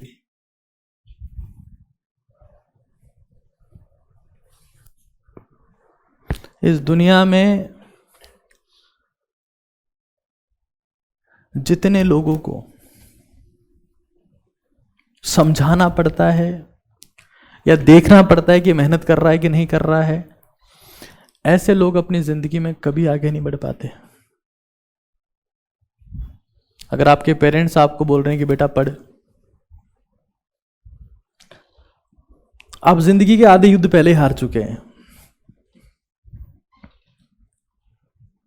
जितने भी किंग हैं, जितने भी अपने फील्ड के चैंपियन हैं, उनको कोई मोटिवेट नहीं करता। They have pure self motivation. तो आपके पेरेंट्स अगर आपसे रिक्वेस्ट कर रहे हैं, आपको समझा रहे हैं, तो आपसे बड़ा मूर्ख कोई नहीं है इस उम्र में। एक और चीज, the night before the exam decides your 5%। कल क्या होगा? कल कुछ नहीं होगा, पेपर होगा जो बहुत सिंपल होगा। मैं जब 10वीं क्लास में था तो मुझे खुद को बहुत स्ट्रेस रहता था, लेकिन आप उस रात जो जिसके अगले दिन एग्जाम है, आप कितना रिलैक्स्ड हैं। अगर आप एक्सट्रीमली रिलैक्स्ड हैं, कॉन्फिडेंट है, तो आप देखेंगे कि आपके फाइनल एग्जाम में आपका स्कोर 5% इंप्रूव हो गया। और रिलैक्स बैठे बैठे नहीं हुआ जाता है। मैं आपको बता देता हूं, जितने भी बच्चे हैं समझ रहे हैं, सुन रहे हैं, अगर आप एग्जाम जिस दिन अभी आपका एग्जाम है, एग्जाम मॉर्निंग में अगर आप लोग मॉर्निंग वॉक करते हैं, अपने पेरेंट्स के साथ चले जाएं या खुद चले जाएं, बाहर नहीं जा सकते हैं तो घर में सीढ़ियां चढ़ लें, जो भी करें, बट फिजिकली एक्टिव होकर ही मेंटली रिलैक्स रहा जा सकता है। कोई आपको बोल देगा कि स्ट्रेस मत ले, तो उससे स्ट्रेस खत्म नहीं होता है। जिस भी इंसान के पैर चलना शुरू हो जाते हैं, चाहे वो रनिंग में चले चाहे वॉकिंग में चले, उसकी दिमाग की जो रफ्तार है, जो तूफान दिमाग में आ रहा है, वो रुक जाता है, शांत हो जाता है। इंसान की 90% बीमारियों का कारण है दिमाग का तूफान। ये हमने मेडिकल साइंस में पढ़ा है। शायद कई पेरेंट्स को ध्यान नहीं होगा, but by profession I have done my MBBS। तो मैं आपको ये बता रहा हूं कि 99% बीमारियों का रीजन हमारे दिमाग का तूफान है।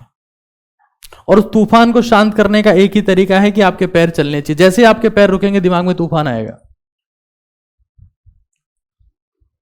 तो बच्चा जिसका नेक्स्ट डे एग्जाम है, जिसको एग्जाम में अपीयर होना है, उसको रिलैक्स रहने का एक ही रास्ता है कि वो फिजिकली एक्टिव रहे। कई बार पेरेंट्स ऐसे होते हैं जो बच्चों को खेलने से मना करते हैं कि बाहर खेलने मत जा। ये बहुत बड़ी बेवकूफी है। जो भी बच्चा आउटडोर एक्टिविटीज में इन्वॉल्व हो रहा है उसका दिमाग अपने आप शार्प होगा। वो हो सकता है 6 घंटे के काम को 3 घंटे में कर लेगा। Allow them. फिजिकल फिटनेस के लिए आप बच्चों को रोके नहीं। आज आप देखिए लालू प्रसाद यादव की उम्र 70 साल से ज्यादा है, उनका सिंगापुर में किडनी ट्रांसप्लांट हो रहा है। मोदी यहीं पर रुककर भाजपा कार्यालय में भाजपा के कार्यकर्ताओं को भाषण दे रहा है गुजरात में चुनाव जीतने के बाद में। कैसे? फिटनेस। और आपके बच्चों की अगर फिजिकल फिटनेस की आज आदत नहीं पड़ी तो कभी नहीं पड़ेगी। जैसे सिगरेट, बीड़ी, शराब एक आदत है, फिजिकल फिटनेस भी एक आदत है। बाहर जाके खेलना भी एक आदत है। बाहर घूमना, एक्सरसाइज करना, रनिंग करना भी एक आदत है। इसे बनने दीजिए। अगर फिजिकल फिटनेस कोई इंसान, कोई बच्चा अगर फिजिकल फिटनेस के ऊपर काम करते हुए अगर 5% कम लाता है तो मैं उस इंसान को उससे ज्यादा सक्सेसफुल मानता हूं जिसके 95% आए हैं और बाद में उसको पी लिया हो गया। कोई काम का नहीं है वो। अगर मेरा लीवर ही काम नहीं कर रहा है, मुझे पीलिया हो गया, मेरी तबीयत ही ठीक नहीं है, मैं 95% का अचार डालूंगा। राकेश झुंझुनवाला का नाम आप सब लोगों ने सुना होगा। राकेश झुंझुनवाला की भी कुछ समय पहले मृत्यु हो गई। वो इंसान सुबह से शाम तक शराब पीता था। उन्होंने कहा कि मैं जब सुबह उठता हूं, रात को सोचता हूं, उस दौरान मैं मछली की तरह शराब पीता हूं। मछली की तरह शराब पीने का मतलब पता है आपको? जैसे मछली समुद्र में होती है, उसके चारों तरफ पानी होता है, इसके चारों तरफ दारू की बोतलें हुआ करती थी। 5,500 करोड़ रुपए ही छोड़ गया वो। दुनिया में कुछ चीजें महंगी नहीं होती है बट कीमती होती है। उसमें से एक का नाम स्वास्थ्य है। अरबों खरबों रुपए भी होंगे ना आपके पास में, तब भी आप बच नहीं पाओगे अगर आप खुद की फिटनेस के ऊपर काम नहीं करते हो। तो एग्जाम से एक दिन पहले, और मैं फिर कह रहा हूं, आप ये मत सोचना कि हम एक दिन मॉर्निंग वॉक कर लेंगे और सुपर फिट हो जाएंगे। ऐसा नहीं हो पाएगा। अपनी फिजिकल फिटनेस के ऊपर काम करना शुरू करो। अभी मैं देखता हूं कई बच्चे 5वीं 6ठी क्लास में आए हैं, दूरबीन के बराबर के चश्मे लगा के घूम रहे हैं। अगर वो अच्छे से एक्सरसाइज ही नहीं करेगा, उसको खाना ही डाइजेस्ट नहीं होगा, न्यूट्रिशन प्रॉपर नहीं जाएगा, सारे ऑर्गन खराब हो जाएंगे। भूख लगेगी नहीं उसको। आप बोलते हो बेटा दूध पी ले, बेटा तेरे ये पाउडर लेके, ऐसे दिमाग तेज चलता है। अरे वो बाहर तो जा ही नहीं रहा, तुम कितने पाउडर पिला दो उसको। Make them physically active, this is very important one. और मैं रिक्वेस्ट करता हूं इस चीज के लिए, हमेशा हमेशा पेरेंट्स को और बच्चों को बताता हूं कि आपकी जिंदगी में फिटनेस से इंपॉर्टेंट कुछ नहीं है। आज आप बच्चे हो, आज आप स्वस्थ हो क्योंकि आपकी गाड़ी अभी जस्ट शोरूम से बाहर ही आई है।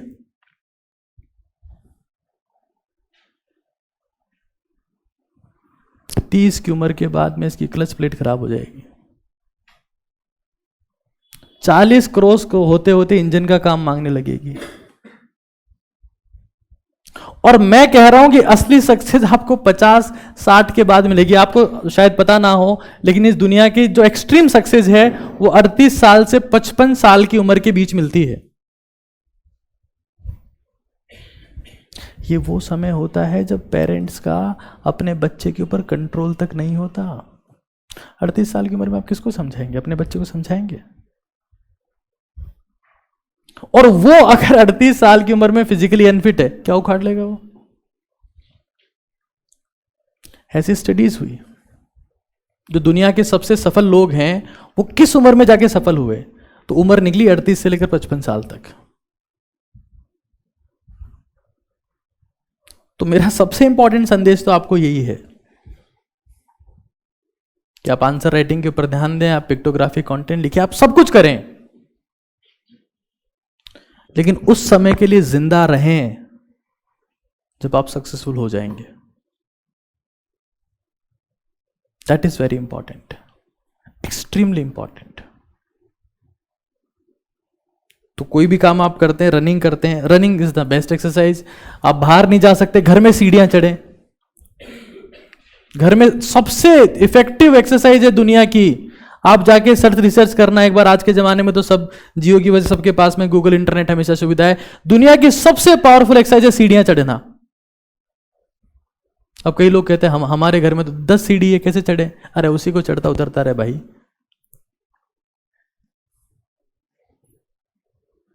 वो सीढ़ियां ढूंढने के लिए तारागढ़ चला गया। घर में चढ़ता रहा, 10 सीढ़ियां हैं। 20 मिनट आप सीढ़ी चढ़ो, 20 मिनट आप तरबतर पसीने से नहा जाओगे आप। और जिसका पसीना निकल गया उसकी सारी गंदगी, सारे नेगेटिव थॉट, सारे टॉक्सिन, सब कुछ बाहर चले गए। एक्सरसाइज तो आपको फिजिकली फिट तो रहना पड़ेगा। आप सिर्फ दिमाग के दम पर दुनिया नहीं जीत पाओगे दोस्त। सिर्फ दिमाग के दम पर आप दुनिया नहीं जीत सकते। सबसे खतरनाक योद्धा वही है जो मानसिक और शारीरिक रूप से स्वस्थ है। आपका दिमाग बहुत तेज चल रहा है, आप व्हील चेयर पे हो, लो कर लो, क्या करते हो?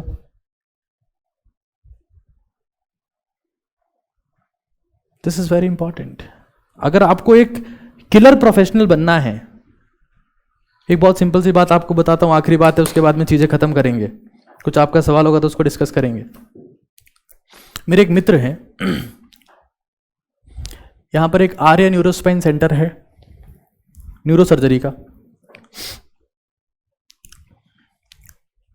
MBBS MS MCH से, वो एम्स दिल्ली से। उनकी रोज की कमाई उसे बतानी नहीं चाहिए। डॉक्टर की कमाई के ऊपर वैसे ही लोगों को बहुत दिक्कत है। अतरा छाप है, बतरा छाप है, अतरी तो दवाई लिख दे, अतरी गोला लिख दे, अतरी फीस ले ले। 5 लाख रुपए उनकी डेली की कमाई है। इनकम आफ्टर एक्सपेंसेस महीने का कितना हुआ? 1.5 करोड़। साल का कितना हुआ? 18 करोड़। शहर कौन सा है? अजमेर, जहां 18 करोड़ में आप कुछ भी खरीद सकते हो, इंक्लूडिंग MLA MP, जिसको आप खरीदना चाहो आप खरीद सकते हो। ये एक टेक्निकल स्किल है जो उस इंसान ने 13 साल में हासिल करी है। MBBS किया, MS किया, MCH किया। कई लोग बाग पूछते हैं, अच्छा जब वो ऑपरेट करने जाते हैं तो ऑपरेशन थिएटर में पहले से सब कुछ जुगाड़ कर रखा होता है। जैसे मान लो कुछ क्लॉट आ रखा है तो पहले से क्रेनियम खोपड़ी खोल के रखते हैं कि साहब जल्दी आओ, खोपड़ी खुली तैयार है। अब उसमें कई लोग पूछते हैं, अतर आप इस की बात कर लिया भाई, तो खोपड़ी खुली, आप जाके ट्रीटमेंट कर दो। खोपड़ी खुली है, योजना खुली है, जल्दी फायदा उठाओ योजना का। एक टेक्निकल स्किल है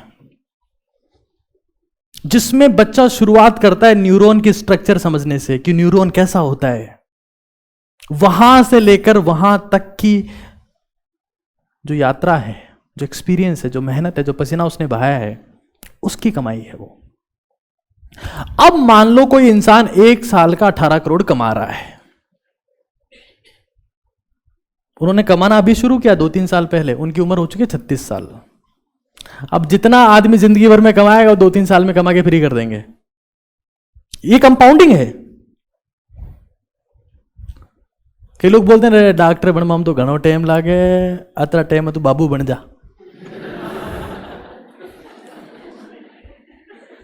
और क्या कमाएगा वो? 20,000 रुपए। 20,000 रुपए जिंदगी भर भी कमाएगा तो क्या उसके बराबर कमा लेगा? नहीं कमा सकता।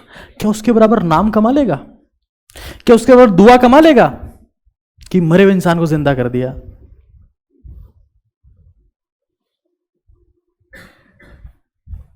बाबू एक फटे हुए पेज को चिपका सकता है। बुराई किसी की नहीं कर रहा हूं, बड़ी सच्चाई है। फटी हुई खोपड़ी को चिपकाने के लिए अलग स्किल चाहिए। तो अब किसी इंसान ने अगर 36 साल की उम्र से कमाना शुरू किया और 40 साल 45 साल तक पहुंचते पहुंचते उस इंसान की हेल्थ खराब रहने लगी, क्या कमाया उसने? 0। क्यों?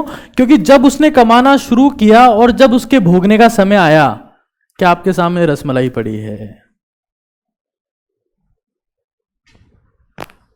आपके सामने ममता बनर्जी का भेजा हुआ 100 ग्राम का रसगुल्ला पड़ा है, लेकिन आपको डायबिटीज है। What you will do now?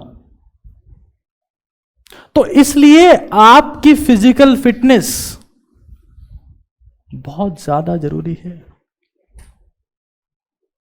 Swami Vivekananda ने कहा था कि जिसको इस धरती के ऊपर स्वर्ग देखना है ना, उसे स्वस्थ रहना पड़ेगा। उनका कहना था कि वो जो फुटबॉल खेलता है उसको स्वर्ग मिलता है, गीता पढ़ने वाले को स्वर्ग नहीं मिलता है। आप विवेकानंद का सबसे फेमस कोट जाके पढ़िए, ये उनका स्टेटमेंट था। बिकॉज विवेकानंद जब मरे उनको 31 बीमारियां थी, tonsillitis, gastritis, acidity, diabetes, blood pressure, migraine, जमाने भर की दिक्कतें थी। पहले उन्होंने स्पिरिचुअल ज्ञान दिया बहुत सालों तक, बट मरते समय समझ में आ गया कि फुटबॉल खेलने से ज्ञान हासिल होता है, फुटबॉल खेलने से स्वर्ग मिलता है, गीता पढ़ने से नहीं मिलता।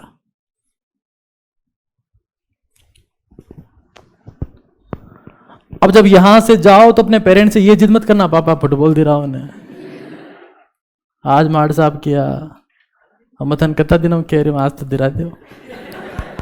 आज अपना गोल ये है कि हम ये समझे कि आंसर राइटिंग कैसे होती है, बट उसे अपनी जिंदगी में इंप्लीमेंट करें। देखिए, आप लोग जो यहां बैठे हो ना, उस देश को चलाओगे, और ये बहुत बड़ा सच है। कोई बहुत सारे लोग इस बात को हल्के में लेते रहे, ये क्या, ये कौन सा देश चलाएंगे, इनसे साइकिल नहीं चलती। लेकिन देखना, आप ही लोगों में से कई लोग देश चलाएंगे, तो आपको ये पता होना चाहिए कि देश चलाने की स्किल्स क्या होती है। तो उसके लिए 2 स्किल चाहिए होती है, मेंटल फिटनेस, फिजिकल फिटनेस, बाकी सब उसके बाई प्रोडक्ट है। एक बार इसको रिवाइज कर लेते हैं, कुछ आपका सवाल होता है तो उसको डिस्कस कर लेते हैं।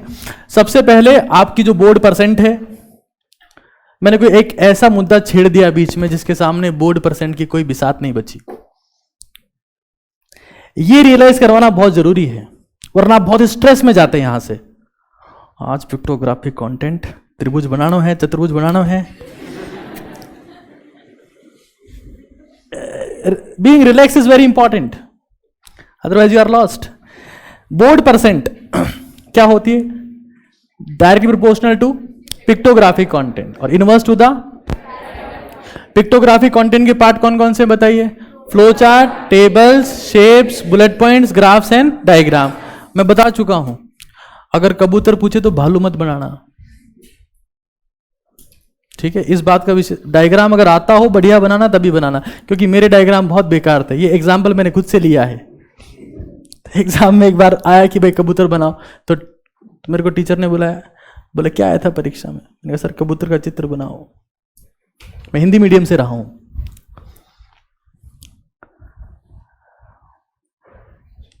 तो तूने तो भालू का बना दिया, ये तेरा छोटा भाई है। मैंने कहा मेरे को तो ऐसे बनाना आता है, अब जो है सो है, अब देख लो आप। बोले कम से कम इस बात का तो ध्यान रखता, कबूतर के 2 ही पैर होते, तूने 4 बना दिए।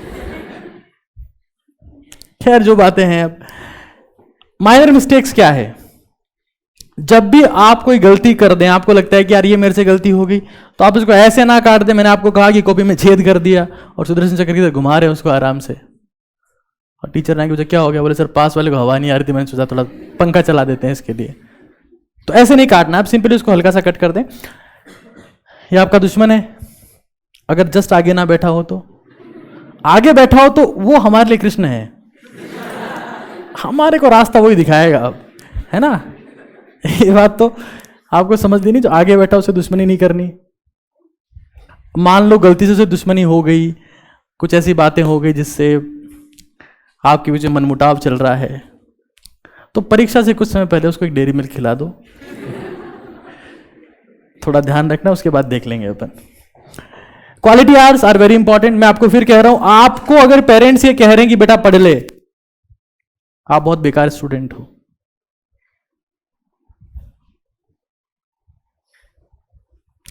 दुनिया में अल्ट्रा सक्सेसफुल लोग वही हुए हैं जिनको उस काम को करने में मजा आया है। सचिन को उसके माँ बाप ने नहीं बोला जाके क्रिकेट खेल, विराट कोहली को नहीं बोला जाके क्रिकेट खेल, मोदी को तो कभी नहीं बोला कि घर छोड़ के जा और आरएसएस के पर्चे बांट, कभी नहीं बोला, उसको मजा आया था। बिल गेट्स को पढ़ने में मजा आया। कई लोग बोलते हैं कि सर जब आपने सबसे पहला एग्जाम्पल सचिन का दिया तुम सचिन ही बन जाते हैं। कई लोग ऐसे होते हैं ना कि सर पढ़ना क्यों सर। इन्फोसिस कंपनी का नाम सुना है आपने? माइक्रोसॉफ्ट का तो सुना है। मैं आपको बताता हूं पढ़ना क्यों इंपॉर्टेंट है। मान लेते हैं विराट कोहली है, वो क्रिकेट में सक्सेसफुल है, उसको एक स्किल आती है। कोहली की वजह से कितनों का घर चल रहा है?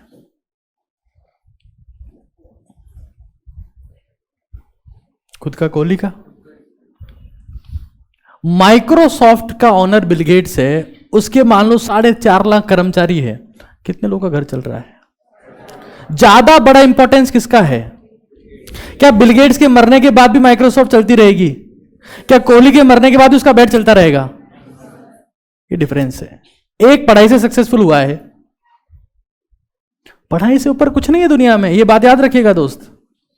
इन्फोसिस पढ़ाई से बनी है, माइक्रोसॉफ्ट पढ़ाई से बनी है, एप्पल, टेस्ला, फेसबुक, अमेजॉन, जितनी चीजें हैं ये पढ़ाई से बनी है। ये सब पढ़ाई से बनी है। ये किताब मेरे मरने के बाद भी बिकेगी? नहीं बिकेगी क्या? क्या मरने के बाद लोग मुझे याद नहीं करेंगे? इसको पढ़ेंगे तो करेंगे, ऑब्वियस सी बात है। तो तुम ऐसा मत सोचना कि पढ़ाई बहुत छोटा मोटा काम ना, सबसे बड़ा काम है।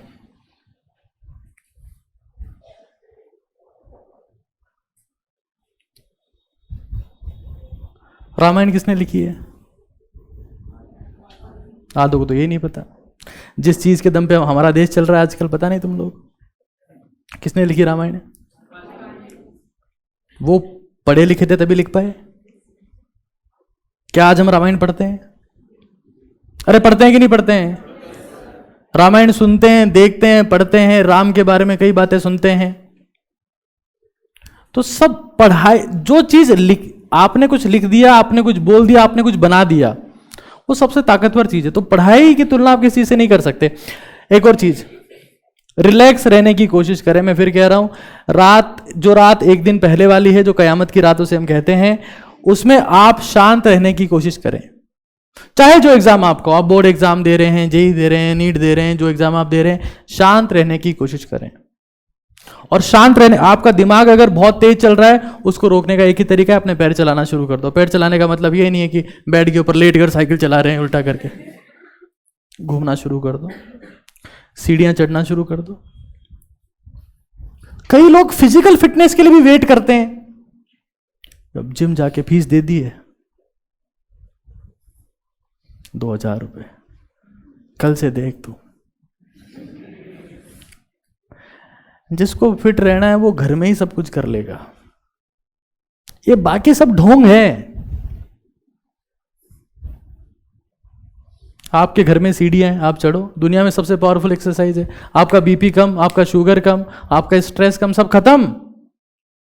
लेकिन नहीं, 2000 रुपए देखिए आनंद आता है, फिटनेस के ऊपर इन्वेस्ट कर दिया।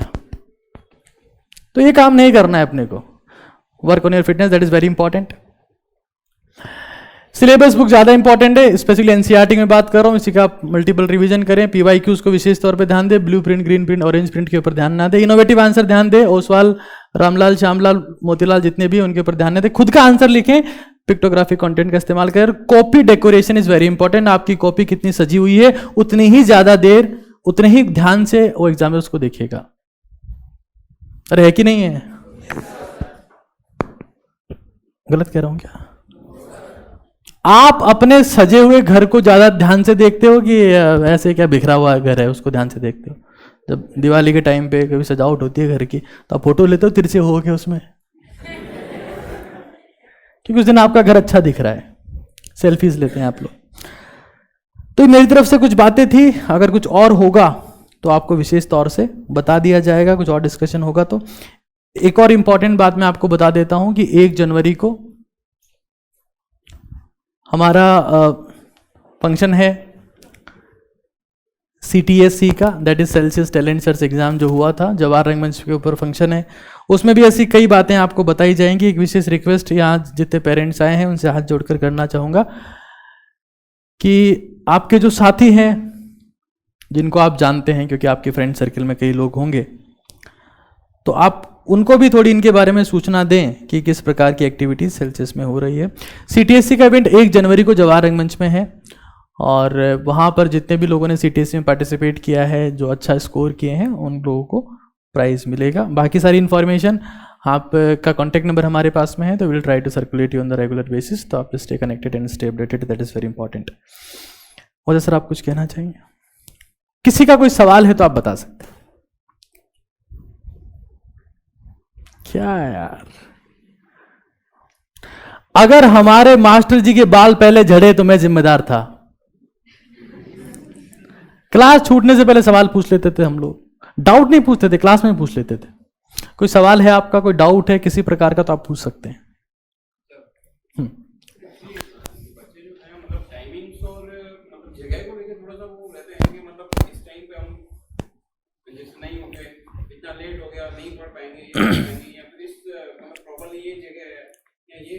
इस जगह जो भी होता है उनका मतलब माइंड सेट होता है कि मतलब ये होगा तो ऐसा होगा, नहीं होगा तो फिर हम नहीं कर पाएंगे, कैसे क्यों? इसके लिए क्या आपका कहने का मतलब ये है कि स्टूडेंट के पास में कहीं ना कहीं समय की कमी होती है, समय हो, या फिर उनका माइंड सेट ऐसा होता है कि मतलब ये होगा तो हम कर पाएंगे, नहीं होगा तो हम नहीं होगा, ऐसा अब थोड़ा सा माइंड में फिक्स कर लेते हैं। थोड़ा सा इस पे भी हो कि थोड़ा सा उस चीज को रिलैक्स में है ताकि। ठीक है, देखिए एक बात जो शायद मुझे बतानी चाहिए थी, और मैं क्योंकि बहुत सारा कंटेंट ऐसा है जो मैं नहीं बता पाया हूँ, क्योंकि सेमिनार का टॉपिक लिमिटेड था कि आंसर कैसे लिखना है, मुझे उसी के आसपास बात करनी है। टॉपिक बहुत सारे हो सकते हैं, आप जिस मुद्दे पर बात करेंगे उसके ऊपर वापस आप चाहें तो रात तक कई सेमिनार हो सकते हैं। बट फिलहाल आज मुझे सिर्फ यही टॉपिक दिया गया था तो मैं इसी की बात कर रहा हूँ। एक बात मैं सभी स्टूडेंट्स को बता देता हूँ, जो सर भी कह रहे हैं, जो एक पॉइंट है, काफ़ी अच्छा पॉइंट बताया कि that they have the fix mindset, कि अगर हमारी ज़िंदगी में ये हो रहा है तभी हम कुछ कर सकते हैं, वरना हमारी बस की बात नहीं है। जय सिया राम। आप में से जितने लोग स्टूडेंट हैं, एक बात का विशेष तौर से ध्यान रखें जिसको हम लोग बोलते हैं मेमोराइजेशन। एक टॉप क्लास स्टूडेंट किताब खोल के नहीं पढ़ता है, वो तब भी पढ़ रहा होता है जब उसके हाथ में और उसके साथ में किताब नहीं होती है। आप मान लो यहां से गए, क्या आपके सिलेबस में कोई ऐसा कंटेंट नहीं है, या आपके सिलेबस में कुछ तो ऐसा होगा जो आपको याद हो? अरे याद है कि नहीं है? कुछ तो ऐसा होगा। आप जब यहां से घर जा रहे हैं तो आपका समय खाली है, उस समय में आप उस कंटेंट को सोचते हुए जाएं। खाना खा रहे हैं, वो कंटेंट जो आपके काम का है उसको सोचते हुए जाएं। इस स्किल को कहा जाता है मेमोराइजेशन। देखिए हमारे दिमाग की एक खासियत है, हम जो भी हमारे दिमाग में हमारे शरीर में डालते हैं वो बाहर निकल जाता है। पानी पियो, टॉयलेट जाओगे, सांस लो। हमारे शरीर में कोई सी भी चीज ऐसी नहीं है जो टिकती हो, रुकती हो। आपने कुछ भी पढ़ा तो वो भी एक समय बाद आपके दिमाग से निकल जाएगा, बशर्ते वो बार बार रिवाइज नहीं हो रहा हो। हमारे दिमाग में सिर्फ वही चीजें टिकती है जो बार बार रिवाइज हो रही है। जैसे मान लो आप रोज उठे, सुबह उठते आपने क्या किया, अपने पेरेंट्स को देखा, और ये काम आप पिछले 15 साल से कर रहे हैं, तो आप अपने पेरेंट्स को नहीं भूलते। ऐसा थोड़ा ना हुआ कि आप सुबह उठे और आपने बोला अंकल आप कौन हो। 15 साल से आप पेरेंट्स को देख रहे, भूल नहीं सकते ना। आंटी आप, ऐसा नहीं होता है। तो उस कंटेंट को जो आपने पढ़ा है, अगर आप ये चाहते हैं कि आपको परमानेंटली याद रहे, तो एक स्किल की प्रैक्टिस सब लोगों को करनी पड़ेगी। इससे आपका ब्रेन डेवलपमेंट होगा, आपको ब्रेन में स्ट्रेंथ मिलेगी और आप हर एक परिस्थिति के लिए तैयार रहेंगे। उसका नाम है मेमोराइजेशन। बाथरूम में नहा रहे हो, सोचो कि मैंने क्या पढ़ा। खाना खा रहे हो, सोचो मैंने क्या पढ़ा। मैं जब शहर में पढ़ने आता था तो मैं गांव में रहता था, और मैं जिस बस से आता था उस बस में मुझे कभी बैठने की सीट नहीं मिली कि मैं बैठ के पढ़ पाऊं।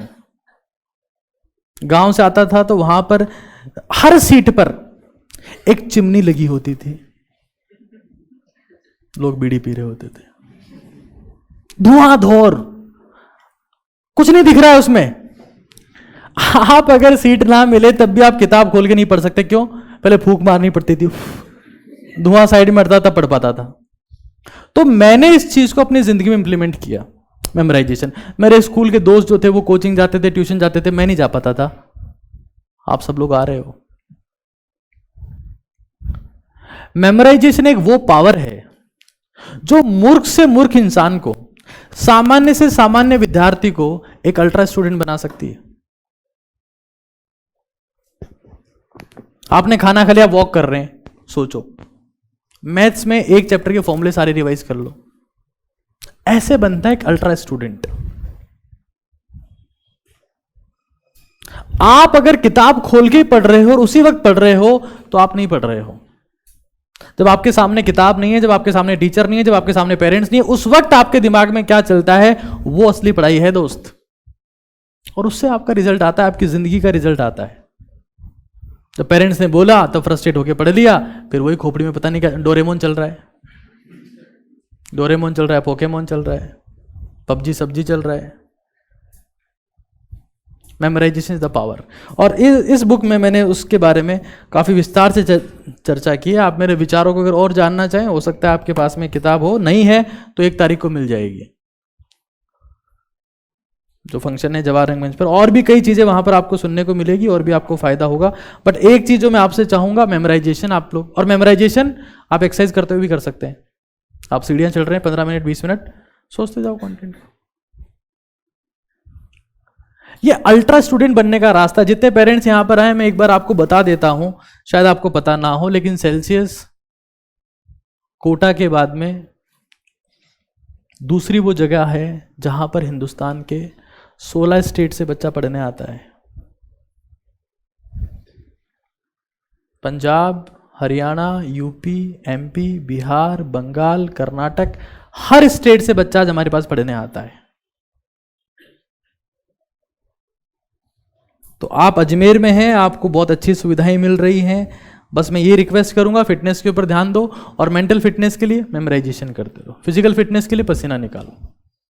ये 2 काम करोगे तो आप एक बहुत अल्ट्रा लेवल के स्टूडेंट बन सकते हो। तो आज के लिए इतना ही है। Thank you so much. आप सबने सुना और आप सबने इतने ध्यान से चीज़ें इंप्लीमेंट करी। आप सबका बहुत बहुत धन्यवाद, बहुत बहुत आभार।